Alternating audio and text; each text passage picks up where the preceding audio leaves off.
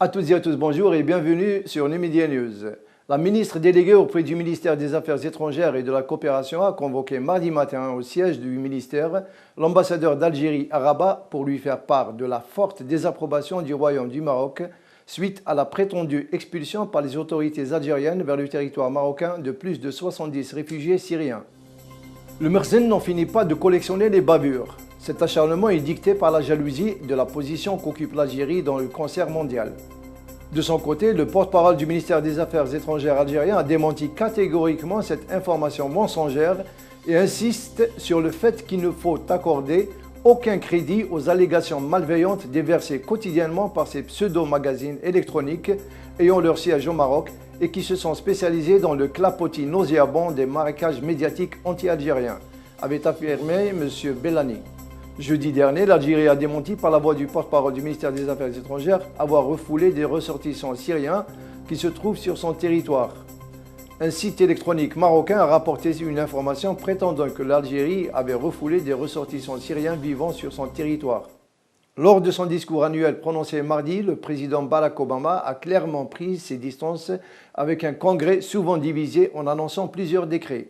En agissant ainsi, il prend le risque de compliquer encore les relations déjà tendues entre démocrates, majoritaires au Sénat, et républicains qui contrôlent la Chambre des représentants. Les femmes représentent la moitié de la main-d'œuvre aux États-Unis mais gagnent 77 cents de l'heure alors que les hommes touchent $1. Le fait est que même au plus fort de la reprise, trop d'Américains travaillent plus que jamais juste pour maintenir leur niveau de vie. Et ils sont encore trop nombreux à ne pas travailler du tout.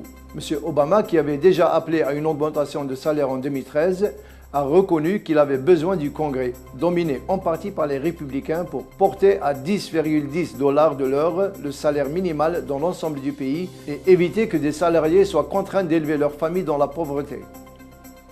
Le secrétaire général de l'ONU, M. Ban Ki-moon, qui se trouve à Cuba pour un sommet de la communauté d'Amérique latine et des Caraïbes, s'est entretenu à La Havane pendant 55 minutes avec Fidel Castro, l'ancien dirigeant cubain.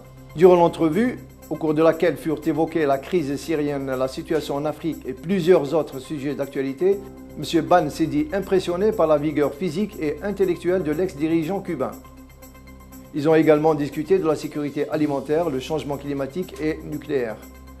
Rappelons que le secrétaire général de l'ONU est arrivé lundi à Cuba en tant qu'invité du sommet de la communauté des États latino-américains et caribéens. En Mauritanie, le lauréat du prix des droits de l'homme des Nations Unies 2013, le Mauritanien Biram Ould Abeid, qui est aussi président du mouvement anti-esclavagiste, a annoncé sa candidature à la prochaine présidentielle prévue en juin 2014. Biram est le premier à déclarer sa candidature à la course à la prochaine présidentielle en Mauritanie.